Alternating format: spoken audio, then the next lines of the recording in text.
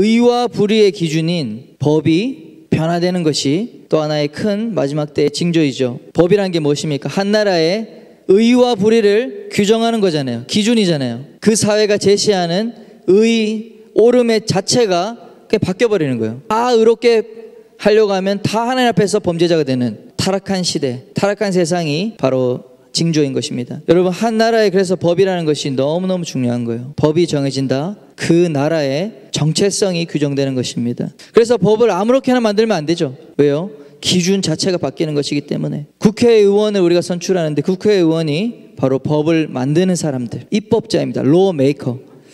판사는 어떤 사람입니까? 그 만들어진 법을 공정한 기준으로 판정하는 역할입니다. 둘 다 중요하지만 법 자체를 잘못 만들면 판정을 잘해도 잘못되는 것이죠. 악법을 막지 못하면 어떻게 됩니까? 악법도 이제 법이 되어서 우리의 삶의 기준을 바꾸게 됩니다. 그 악법이라고 해서 거부할 수가 없는 것입니다. 따라서 우리 시민이 법에 대해서 나는 별로 관심이 없어, 뭐 어떻게 되든 상관있냐 라고 생각하는 것은 상당히 위험한 것이죠. 결국 자신과 가족과 우리 다음 세대에게 미칠 영향을 생각하면 생각이 많이 짧은 것입니다. 특별히 그리스도인에게는 법은 매우 매우 중요합니다. 우리에게는 이미 완전하게 복종해야 될 하나의 법 체계를 갖고 있죠. 그리스도인들은 바로 이 하나님의 말씀을 우리의 법으로 따르는 사람들입니다. 이 법을 따라서 살고자 하는데 악법이 생겼어요. 그럼 어떻게 되죠? 하나님의 의, 하나님이 정해주신 법을 따르기 위해서 세상에서 불법을 저지를 수밖에 없는 그러한 딜레마에 빠지게 되는 것입니다.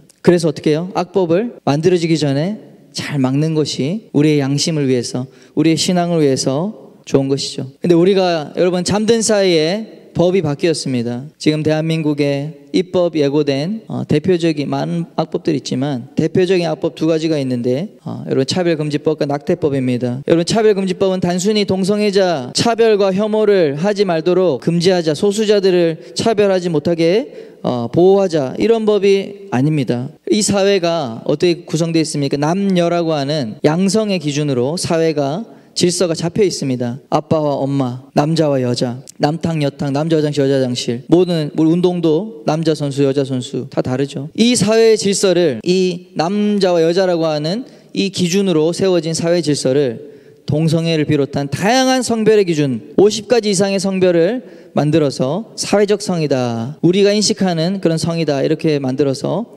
젠더라는 표현으로 사회 질서를 재편한다는 것입니다. 남자 여자 두 가지가 아니라 수십 가지 마음대로 원하는 질서로 만들겠다. 사회 질서를 혁명적으로 바꾸는 그런 법입니다. 게이, 레즈비언, 트랜스젠더 이런 성별도 인정이 되는데요. 그러면 어떻게 되냐? 이게 정상이기 때문에 그것이 잘못됐다는 비판을 하게 되면 혐오 범죄로 취급이 되는 것입니다. 법으로 정상인데 왜 당신은 비정상이라고 혐오적인 발언을 합니까? 의사들이 치료를 해주려고 합니다. 정신과 의사가, 또 상담사들이 동성애로부터 나는 좀 벗어나고 싶습니다, 성중독으로 벗어나고 싶습니다, 상담과 치료가 할 수 있는 권한을 잃어버립니다. 정상인데 왜 당신이 고치려고 합니까? 차별과 혐오 범죄로 규정되어서 치료도 못할 뿐만 아니라 그 사람 처벌받게 됩니다. 학교에서 크리스천 교사라고 해서 나는 이것을 안 가르쳐야지 할 수가 없는 것이죠. 수많은 더럽고 추악한 이러한 행위들을 정상이라고 가르쳐야 합니다. 가르치지 않으면 어떻게 되죠? 당신은 혐오 범죄자로 교사직에서 파면합니다. 처벌받게 되는 것입니다. 교회도 마찬가지입니다.